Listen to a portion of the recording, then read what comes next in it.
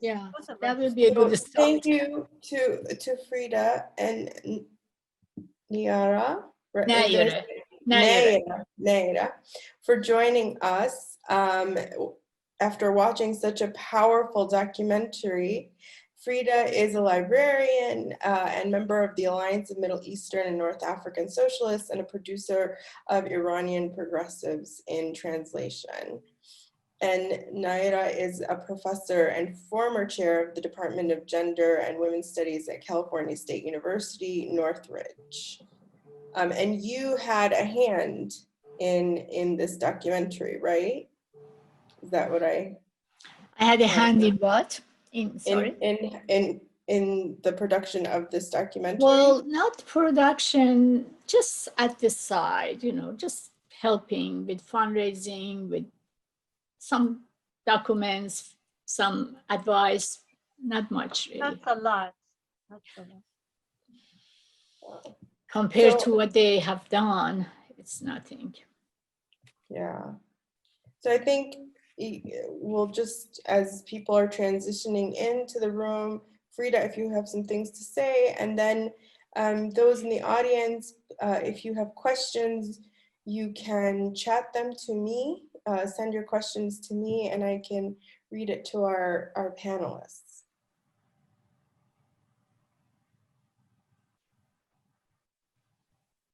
Frieda, you want to start with something? Oh, I'm sorry, are we live? Yeah. I think so, yes. Okay, I'm sorry. Hello, everyone. So I was just tremendously moved by this documentary and so grateful to the everyone who had a role in producing it. And I think I just want to single out some of the points that really struck me, and then a little bit more background information on Iranian prisons and political prisoners. I was struck by the courage, the strength, the eloquence, and the thoughtfulness of Nasrin today. And I think that we should see her as a symbol of what so many Iranian women have achieved despite 40 years of the repression of the Islamic Republic. It's really been a dialectical transformation that in the face of all this repression, they have continued to develop themselves and have become more thoughtful and more courageous. And so I admire her for who she is, and I look up to her as a symbol of what other women in Iran can do and have been able to do so far. And all that force and energy and creativity that is just waiting to be released. So you could just see it in this documentary. A few of the points that she mentioned that I wanted to single out on the meaning of being a prisoner. She said, well, those of you who are at home, you're also prisoners. We're all prisoners. We're all in one big prison. Some of us are an actual prison. The rest of you are imprisoned wherever you are, because we live in an unfree society. She said that when she was asked by the government, by a clergy member, to say whether she was a Muslim or apostate or an enemy of Islam, she refused to say she was a Muslim, even though she is, of course, a Muslim woman. She's from a Muslim family, whether she's a believer in the religion or not. But she refused to say it. And she said, the reason I refused to say it is that I figured once I say I'm a Muslim, they're going to say, oh, so how will you differentiate yourself from the Baha'is and the Zoroastrians and the Jews? And what about the communists? And what about the apostates and the secular people? And they would make this an us versus them. Yeah, and Sunni. Sunni, Sunni, Shia and Sunni. It's very important. So that was just beautiful what she said. And then she talked about how silence is not an option. She said that, you know, I hope that what I'm doing will give results, but even if it doesn't give immediate results, this experience will be a stepping stone for future efforts. I thought that was just so brave and so thoughtful of her to say that. And finally, the way she's been writing letters from prison, those profound, thoughtful letters to her family, to the Iranian people, to other political prisoners, to create bonds of solidarity. This is just incredible. So, so these are just a few points I want to single out about Nasrin and the film. And then just a little bit of background information on Iranian prisons. Currently, there are 240,000 people in Iran's prisons by the government's own estimation, or by their own accounts. We have hundreds of known political prisoners. We have several thousand, mostly young people, who were arrested after the uprisings in December 2017 and then later November of 2019. And they are the unknown prisoners. So they're political prisoners too. It's just that we don't even know about them. And they're mostly young and very poor.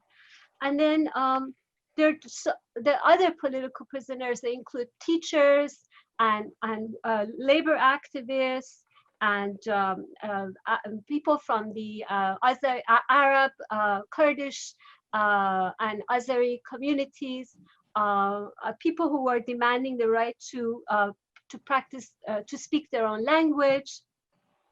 And then the other feminists, I mentioned Narges Mohammadi. There was also mention of Atena Daemi, Golrukh Irai. There's Zainab Jalalian, who's a Kurdish woman, political prisoner, who's going blind. So Nasrin stands on the shoulders of so many other political prisoners. And then there are, of course, the other women prisoners, some of whom aren't called political prisoners, but they're there because they defended themselves against abusive husbands, or they were arrested for using drugs, or minor offenses. So this is the broader context that I just wanted to provide, and I'll stop for now. And looking forward to comments from Nayereh Tohidi and questions from others. I just want to mention, oh, sorry, just a quick mention. Some of you might be watching this in full screen. So if you want to minimize so that you can see the chat option so that you can send in your questions. If you have any questions for us, please. Can I just add a couple of points to what Frieda said so elegantly? It's in the history of Iran, it is the first time that a woman has become the voice of Iran, or I would say the moral voice of Iran, the pride of Iran.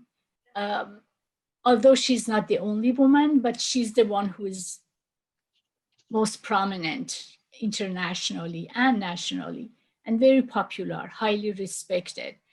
So that by itself is a big turning point in the history of a very masculine-oriented culture and politics that Iran has.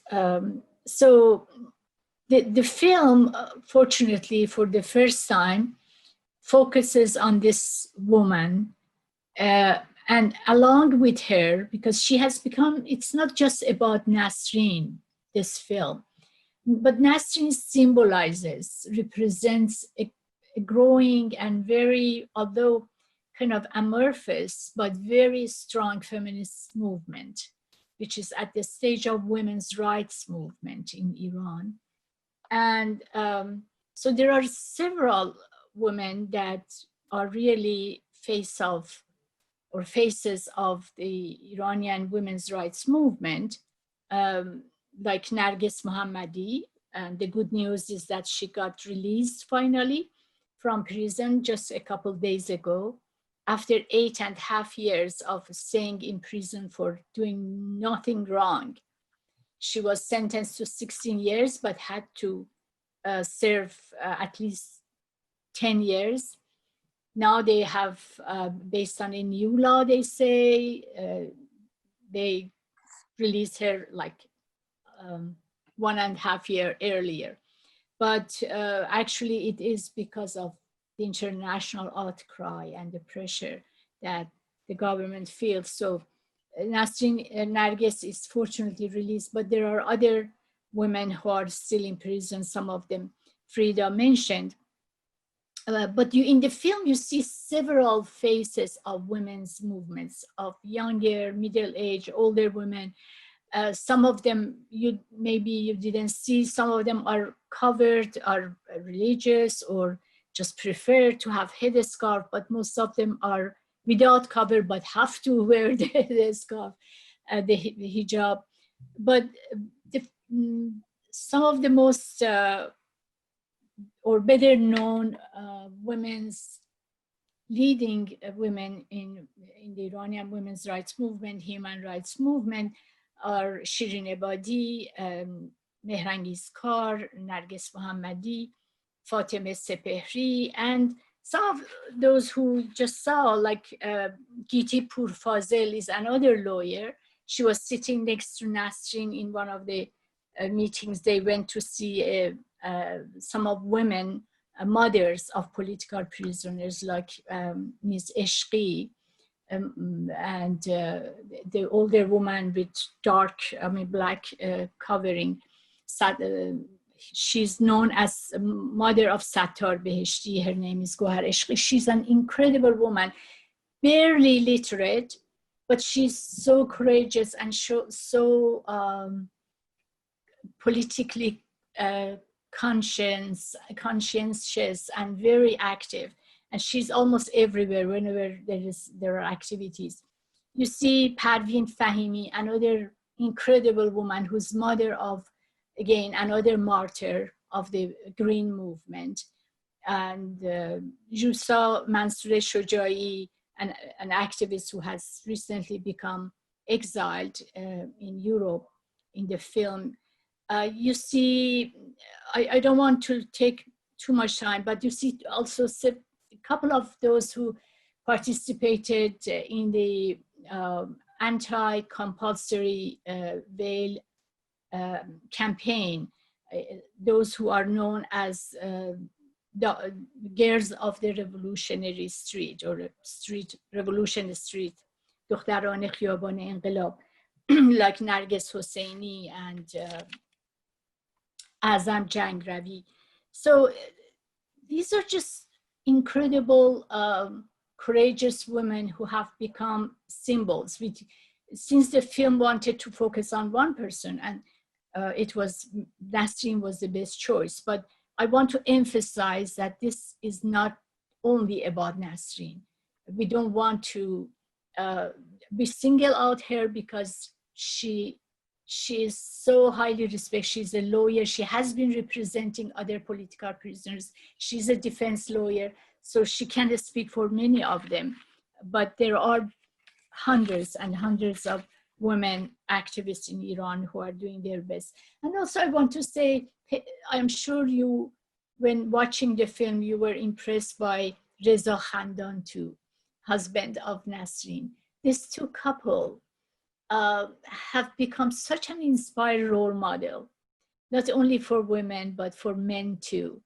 The way they have partnered, they are partner of life, partnered in life, but also comrades. They have been so lovely and so peaceful and so determined and principled and honest and selfless couple, and their children. Just the family has become an icon for Iranian current political culture. Thank you to both of you. We don't have any questions yet. I have my own questions.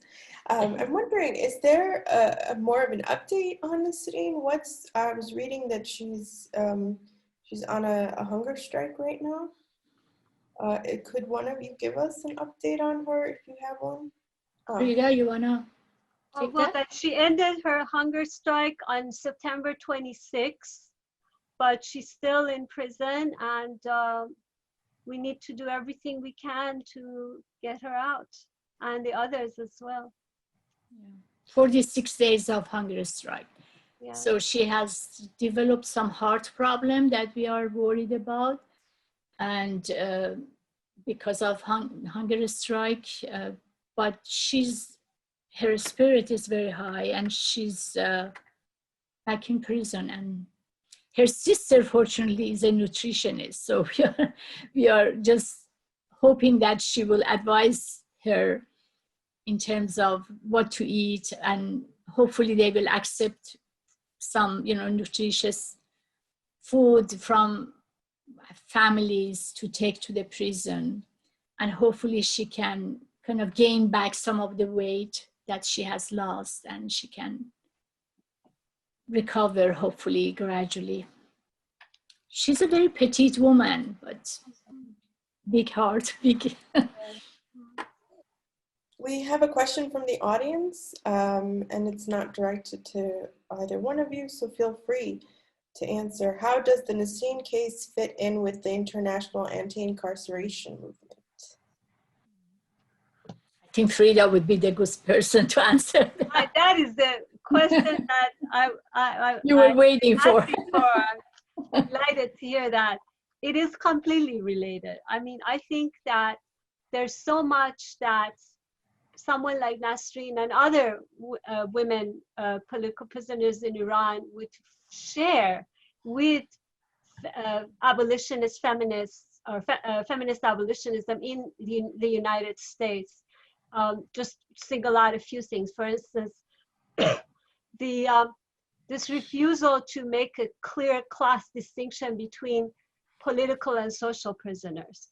There's people like Nasrin Sotoudeh, Narges Mohammadi, Zainab Jalalian. They know that it's not only the women political prisoners that we're fighting to get released. There's so many social prisoners who are there for economic reasons, or again, as I mentioned, for defending themselves against abusive husbands. So we need to break that distinction. Then on the question of belief in transformative and restorative justice. I mean, for instance, Narges Mohammadi, who was just released, she was put in prison because she was against the death penalty.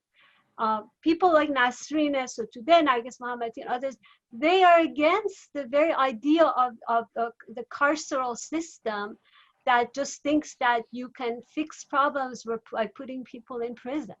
They would totally embrace the idea of transformative justice, getting to the root causes of problems that lead people to jail, or restorative justice. So now on the question of, for instance, abolitionism's connection between capitalism and carcerality, I think we need more develop on that. But I think a lot of Iranian, there are quite a few Iranian feminists who definitely do make a connection between capitalism and the prison system. So all in all, I think there's a lot of room for collaboration, and I'm hoping that we could move in that direction, because we have a strong abolitionist movement in the United States, and we have so much in common. And of course, the call to prayer is on here in Jerusalem. I don't know if you can hear it. It's almost 5 a.m. here. But if the audience, it doesn't look like the audience members have questions. I have a couple of questions, if you would indulge me. The first question is as an instructor who teaches about the Middle East, I wonder how I could use, or any instructor could use this documentary without feeding into the Orientalist, anti-Iranian sentiments that are so potent right now. How do we use this film to talk about Iran in a productive way, rather than in a, accusatory or inflammatory way? And I'm going to mute myself. That's an excellent question, because that is what we are, as educators, always dealing with it. It's very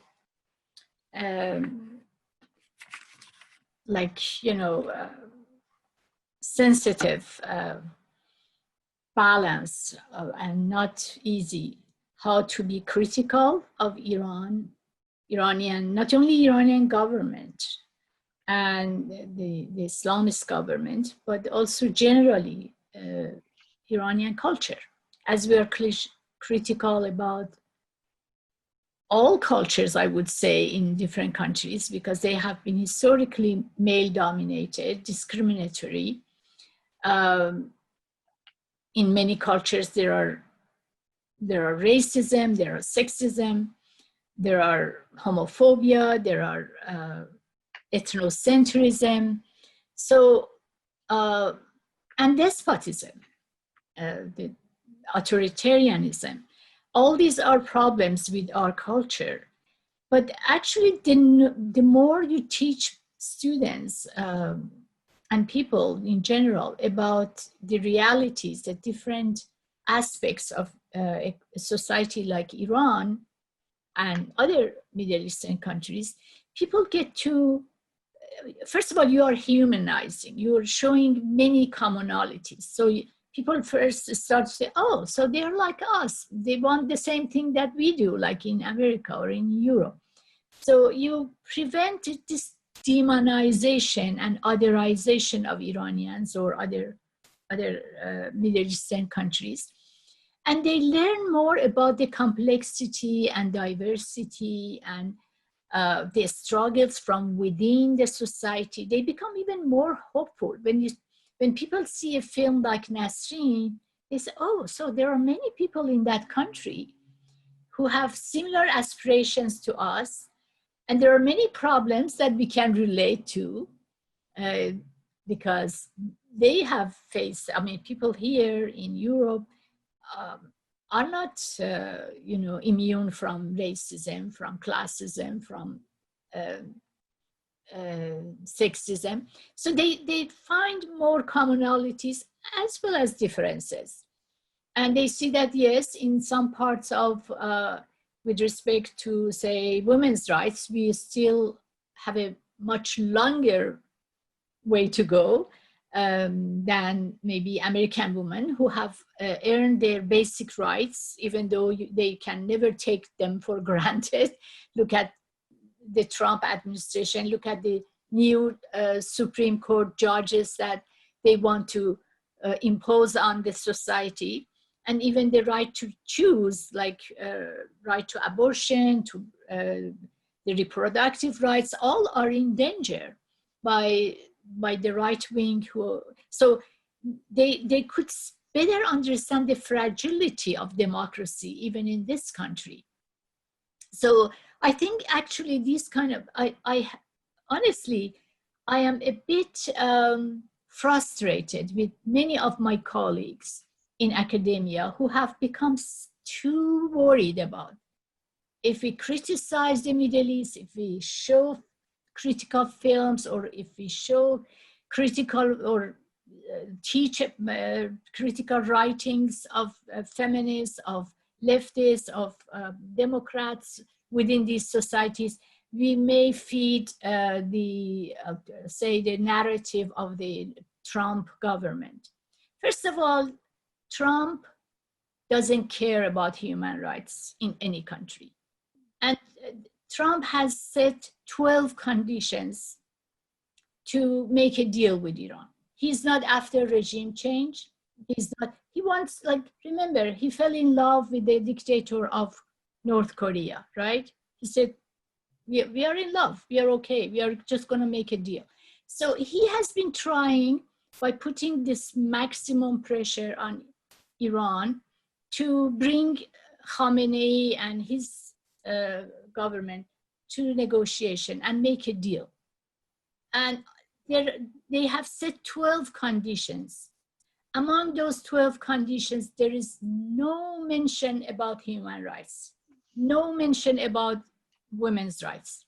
So this kind of cliche saying by some of academics that, oh, they are instrumentalizing women's rights, the government of Trump administration is trying to do regime change in Iran by using women's rights. No, that doesn't apply, at least to this government. Maybe in the past, yes. under the Bush administration, they did instrumentalize women's rights in Afghanistan or in Iraq. But today, the discourse of women's rights, human rights, is not part of Trump's, doctrine. Maybe Pompeo here and there say something as the foreign minister to appease some of the diaspora, Iranian diaspora, who hope, wishful thinking that Trump is going to be their savior and is going to come and liberate Iran for monarchies and for for mujahideen and things like that. But as far as I understand, Trump is after making a deal with mullahs in Iran, the same way that he's negotiating with Talibans in Afghanistan. So therefore, I wouldn't worry to show films like this, because this is not an anti-Iran film or anti-Islam film. It's very thoughtfully made, and it is made by progressive filmmakers like Jeff Kaufman and Marsha Ross, who are very progressive people, well aware of imperialist interventions in countries. So I wouldn't worry about that. I think this is a good teaching tool, except that it's a little bit long, I would say, for students. But maybe people can show it in like 2 parts in different classes. But there are other good films. There are films like Not Without My Daughter that I would say it's kind of orientalistic, and you need to, if you show it, you should have a lot of discussion to, with counter views and with deconstructing some of the orientalistic assumptions within that film. But I didn't see, maybe you did, Somaya, if how you perceive this film. Did you see any orientalist portrayal of Iran? No, not at all. And I think they did a beautiful job of showing everyday life in Iran, which is something we don't see. And for me as an instructor, in my classes, I teach stuff about Orientalism and imperialism and colonialism. I would pick up on specific things like what caused the Iranian Revolution. Mm-hmm. And they mention that very briefly, right? They talk about the coup of 1956 and the American involvement in the coup of a government that was democratically elected, because it went against the interests of oil and American foreign policy. Mm-hmm. So I would have a conversation with my students about the history of Iran and American foreign policy, just to kind of give some context to what's happening. But no, I thought it did such a beautiful job of just showing life in Iran, just that's what we need more of, just everyday life and people going around in the streets and people on the streets. So, Frieda, do you have anything you'd like to add? No, I really appreciate what Nayereh said in response to the question on Orientalism. And it's really very sad that, within the left, still so many think that being critical of the Iranian regime is equivalent to defending US imperialism. It's just unbelievable. Yeah. And the uprisings in Iran since 2017, I think so many elements within those uprisings have shown that people are opposed to the regime, but they're also opposed to imperialist intervention, whether it's US intervening in Iran or Iran intervening in other countries in the region. Exactly. Or Russia or China. Russia or China, exactly. Turkey, trying to go back to its heydays of being the Ottoman Empire. Yes. So, no, thank you so much. Actually, Iran itself has become like a mini empire.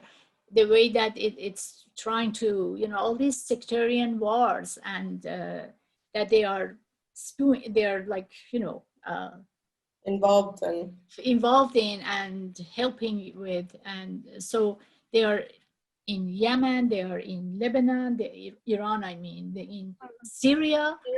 Without Iran, Syria, I mean, would have been a different scene today.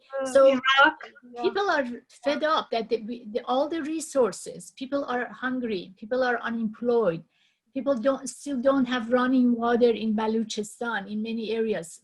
In Khuzestan, Arab Iranians who are living on the top of the oil.